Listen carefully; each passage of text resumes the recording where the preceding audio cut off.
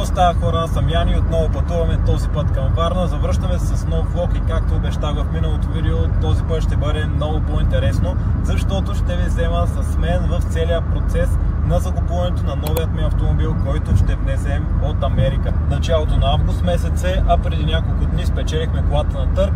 И сега ще я чакаме около месец и нещо, предполагам, да дойде до България, а през това време ще ви разкажа малко повече за нея. Така, вече сме в Созопол от няколко дни и ми остана време във Варна да снимам, така че ще седна днес тук на тераската и ще ви обясня всичко. Ето е нашата стаечка. Да ви покажа само и какво имаме в хладилника, разбира се. Прасковка. Ето е и тераската ни, където може би ще седна днес да ви обясня за колата и за това какво избрах и как го избрах. Така, вземам си лаптопчето и сядаме вътре, защото навънка има един чучко, който постоянно ме гледа и честно казано ми става малко неудобно. Сега съм с микрофон, надявам се да ме чувате добре. И сега се върнем на темата, а именно покупката ми на автомобил от Америка. Това е колата, която съм си купил. Надявам се да се вижда добре. Mercedes C300 2016 година, синичка. Вие вече сте видяли от тъмнела, от заглавието, така или иначе. Но как се стигна до тая покупка? Може би преди 3-4 месеца някъде ми излезе реклама и реших просто да пиша на човека и да събера малко информация, но той им предложи да се чуем. И така лекичко започна всичко. Аз тогава исках да си купя E-класа W212 фейслифтова, но в последствие, когато ги търсихме по търговете, се оказа, че дизели няма, защото аз исках да си купя 250 дизелът. Идеално съотношение между вървеж и гореш, но просто, както знаете, в Америка дизелите са кът и по обявите тези коли достигат до просто много по-големи пари и няма смисъл, освен ако не я вземеш наистина много на оферта. Но така или иначе кандидати много и много трудно може да стане някаква такава покупка. Аз така или иначе съм закърмен с Мерцедеси, цялата ми рода почти карат Мерцедеси. Започнах да шофирам на 124-ката на дядо ми, след това се прехвърлих на цетката на баща ми, след това закупих първия си мой личен автомобил, а именно CL-като ми, което много го заобичах и това беше най-голямата ми грешка, но знаете как е с първата кола. И след това продължих да си карам двете цетки, които карам сега. И главно съм си с старата цетка и респект за нея, но просто мощността идва недостатъчна в някои моменти, а това понякога е неудобно, така че да се върнем на темата. Гледах да взема такава същата цетка 2011, 12, 13, 14 година, но седан. Обаче, пак казвам, в Америка дизели няма. Трябваше да е бензин. Така или иначе дизел нямаше как да намеря и си казах, бензин ще е, дай да видим нещо по-малък двигател. И просто така се спрях на тая C-класа, която гледам сега, защото просто тя е с 2 литров бензинов мотор, с 250 коня, абсолютно достатъчно, горежа, била, а самата генерация на колата е по-нова от фейслифта на E-класата, така че мисля, че е по-добрата покупка. Все пак обаче видях една E-класа, която играхме на търг, тя обаче замина на едни пари, оставихме я. После започнахме да играем с цетките. Харесах първоначално една черна C-класа, обаче честно казвам нямаше тези екстри, които аз ги искам. В смисъл имаше си там подгърви, панорама, всякакви такива работи, но фаровете бяха най-базовото изпълнение и просто, честно казвам, тогава исках да играя само и само, защото просто да играя такава цетка. И като цяло съм много благодарен, че не успяхме да я спечелим. Тя замина на едни пари и тя, както на E-класа. После имах някакво затишие, всеки ден гледах коли, обаче просто не ми харесаха. Казах си, ще си взема тая кола, която просто най-много ми хареса. И почнах да гледам и ми попадна една обява, която даже нямаше все още насрочена дата за търг, точно за тая, синичката. Аз даже вижте какво съм си направил, сега ще ви покажа. Дърпам надолу, момент, ще стане ли така? Оп, и ето я колата на работния ми плот. Да си я гледам когато се работя и да се надъхвам от нея. Сложих си я там. И така месец и нещо, да не казваме повече, колата нямаше дата за търг и аз я чаках. Обаче аз изобщо нямах никакъв проблем да я чакам, изобщо не бързах да купувам автомобил, така че за мен изобщо не беше проблем. Така дойде и датата на търга, мисля, че беше на 30 юли, да, в около 5:30 след обяд. И я спечелихме изненадващо, може би с около $1000 по-малко, отколкото мислехме да е крайният ни финален бюджет. Така че съм много доволен. Колата така или иначе няма да излезе чак толкова ефтино, колкото всички мислят, че идват колите от Америка. Но пък за тези километри, 120 000 км, като знам, че са реални, защото колата е проверявана и на Carfax и с тези екстри, които има, просто цената си е много добра. Имаме си 360 градусова камера, имаме си панорама, имаме си подгреви, имаме си този уникален бежов кожен салон, който сега ви показвам. Аз даже мога да слагам някъде снимки.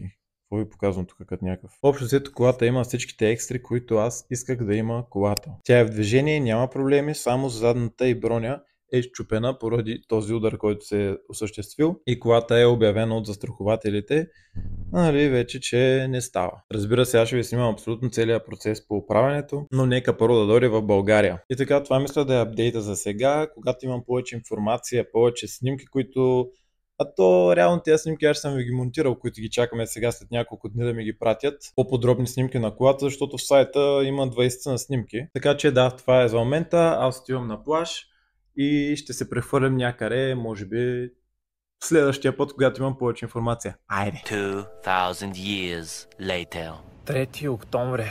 Колата си пътува и след 1-2 седмици трябва да бъде в Ротердам. Оттам ще я обезмитим и я пращаме към София, откъдето ще я посрещнем и ще ви я покажа. Остава съвсем малко време, така че за вас ще бъде само секунда. Айде! 15 ноември, навън е дъждовно, гадно, вече не е лято, студено е. Колата в началото на месеца пристигна в Европа, платих абсолютно всичко, мито, такси. Вчера пристигна в София, изпратили сме транспорт да ми я вземе и да ми я прибере тук до Шумен. И до вечера, когато пристигне, отивам да я снимам и ще ви я покажа. 2000 years later. Така вече е 9 декември, разтоваряхме колата, даже вече е готова, направихме, ето я. Но сега ще ви пусна кадри как дойде.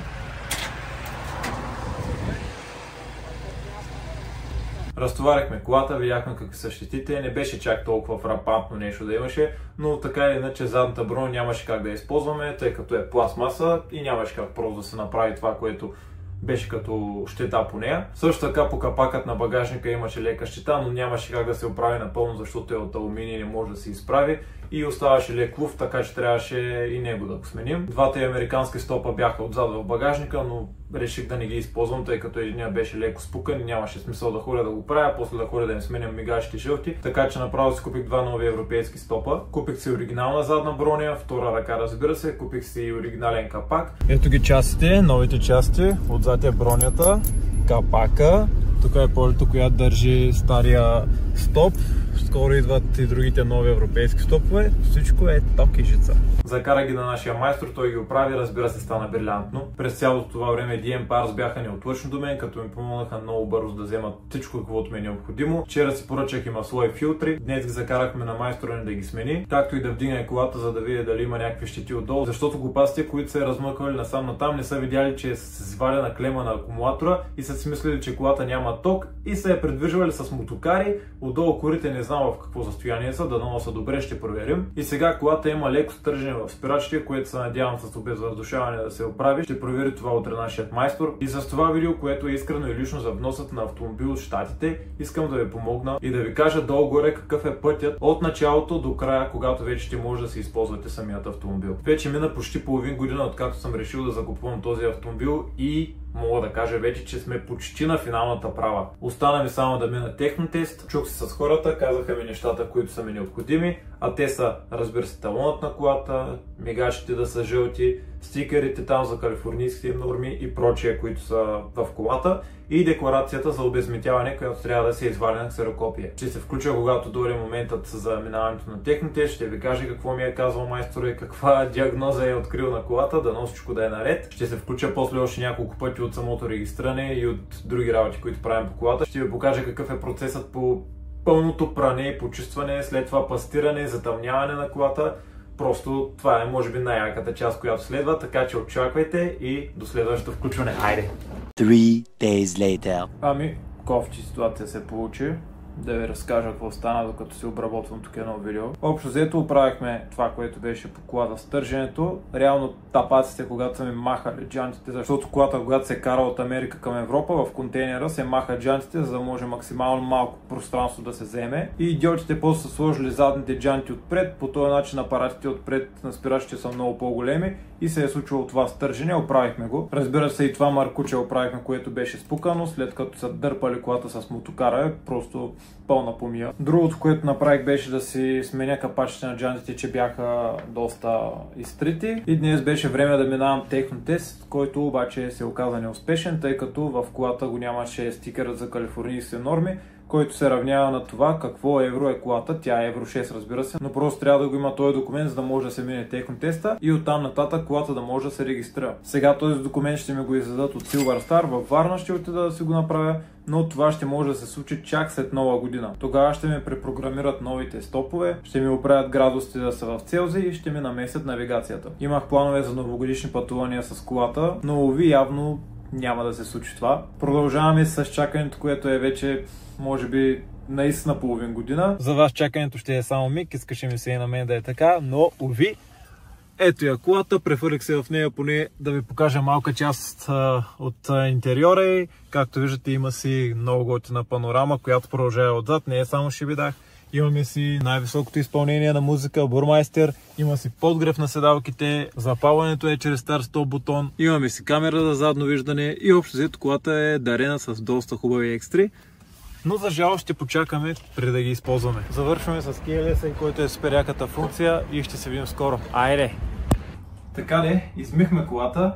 Заприлича вече на кола, след като вътре бяха нахвърлили чаркуляци, брони и всякакви такива работи и беше адски мръсна. Разбира се, стана много добре, благодаря на Stucky Detailing Center за професионалното отношение. Та вече отново краят на лятото. Една година мина, откакто стартирах това видео. При няколко седмици дори си продадох колата вече. И сега сядам да ви разкажа искрено и лично абсолютно всичко за закупуването на автомобил от Америка. Мина нова година, стартирахме 2025-та доста добре, след като вече документът ми за еврокатегорията беше готов. Чаках го около 2 седмици да дойде от Mercedes Германия. Изпратиха ми го от Silver Star Варна, регистрирах си колата успешно на 5 февруари. Сами можете да си сметнете, аз съм стартирал търсенето на кола май-юни месец. Спечелили сме я на търг, платил съм я в началото на август месец, а я регистрирам чак в началото на февруари. Наистина това е един доста дълъг процес. Аз бях запознат, че ще бъде дълъг, но не очаквах наистина да бъде чак толкова дълъг. Излязоха, разбира се, и доста непредвидени неща. Общо взето това си е една рулетка. Както и да е, колата беше готина, но с течение на времето аз промених своя мироглед. Месец след като платих своя автомобил, благодарение на рекламите ми видеа, се запознах с собственикът на автосалон Възкони Автогруп. По принцип аз съм много скептичен към автокъщите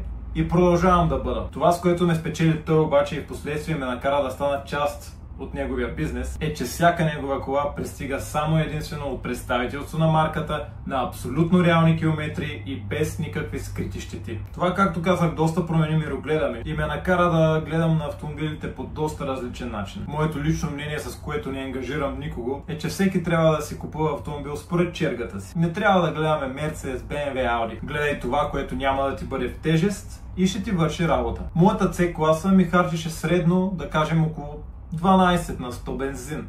Аз идвам от две дизелови цетки, които харчат 5 на 100 нафта. И изведнъж автомобилът ми започва да гори 2 пъти, че и повече. Това не е проблемът. Разбира се, може да отидеш с любимите си хора 2 пъти някъде вместо веднъж за същите пари, но не. Това не е проблемът. Проблемът е, че аз осъзнах, че ми трябва кола, която да бъде по-нова и също така на много малко километри. За мой голям късмет, C-класата ми дойде на 125 000 км. Навъртях и 10, нямах никакви проблеми и я продадох. Не съм напред, както обещават всички вносители на автомобили от Америка, че на финала ще дадеш 35% по-малко пари, отколкото е пазарната цена. Напротив, на мен колата ми излезе даже по-скъпо. Вярно, за тези екстри и за тези малки километри, които са реални, пак казвам, защото в България, да не казвам всичко, но 90% е с върнати километри или с скрити щети, пребоядисвано и плъснато преди това. Цената ми беше една от най-добрите на пазара, но обаждания няма. Първоначалните сметки бяха, че колата ще излезе около 28-29 хиляди лева, а накрая ми стъпи на 32. Това не е тайна. Точно с това видео аз искам да ви дам насока и сами да си прецените дали си заслужава или не. Колата пристигна с редица минималистични проблеми, които обаче за нормалните хора биха били доста по-голям проблем, отколкото бяха за мен, за щастие. Какво визирам под нормалните хора? Ами тези, на които обкръжението им не се занимава изцяло с автомобили. За мое щастие, в средата, в която попаднах, успях да взема и части по-евтино, и майсторите ми да ми направят ремонта доста по-евтино, и бояджията ми да ми боядиса колата доста по-евтино, и да получа съвети кое и как да оправя, и общо взето да бъда под едно крило, за което съм страшно много благодарен, и колата ми да не излезе с още 5000 лева по-скъпо. Оборотомерът на колата заби веднага след като я подкарахме, панорамата се развали и всякакви такива детайли, които струват пари. Да, това е рискът, когато си купиш кола на сляпо от Америка. Аз много харесвах моята C-класичка, жена ми много харесваше моята C-класичка и беше страшно неприятно след като я продадох, но аз за себе си с този мироглед повече не бих си помислил за кола от Америка. Така че много скоро очаквайте и следете канала ми, за да видите какво пристига. Разбира се, от тук автосалон Възкълни Автогруп. Мястото, на което всяка една кола е на доказуеми реални километри и идва без абсолютно никакви скрити щети. Много важно, хора. Не бъдете глупави и проверявайте своите автомобили. Проверявайте произхода им, проверявайте дали километрите им са реални. Проверявайте дали нямат някакви скрити щети. Както всички знаем, американските коли в 95% от случаите идват с някакъв удар. Ами тези неща в последствие са важни, защото новите коли са набъчкани с датчици и всяка една минималистична нередност може да ти разкаже играта. Личният ми съвет, след като съм преминал през цялото това приключение с закупуването на автомобил от Америка до самото му продаване, е, че просто няма смисъл. Колата трябва да дойде смляна, че да има някаква оферта, цената ви да е по-ниска и това последствие бъдете сигурни, че тия пари ще ги дадете за довършителни ремонти. Това са малка част от нашите автомобили в момента и не че ви заребявам да се закупите автомобил от нас, но сега, след като и аз самия съм част от процеса, просто виждам разликата и ви уверявам, че ще бъдете доволни. Моят следващ автомобил може би няма да бъде Mercedes или BMW 300 коня, но ще бъде нещо много добро, което да ми върши работа и да ми бъде практично. Очаквайте, следете този канал и ще се уверите в това. Та на въпроса автомобил от Америка не, реална кола от Европа проверете и да. И сега на хората, които ще кажат, че аз работя с този автосалон и заради това говоря така, ами хора, аз имах предложение да работя и с вносителят ми на колата от Америка. Просто не бих рекламирал нещо, от което да не съм доволен и само да си петня името. Така че надявам се да съм ви бил полезен като човек, част от процеса, и се надявам да се слушате в съветите ми, защото не е важно колко бавно се движим. Важното е да не спираме. Аз съм Яни и се видим скоро. Чао!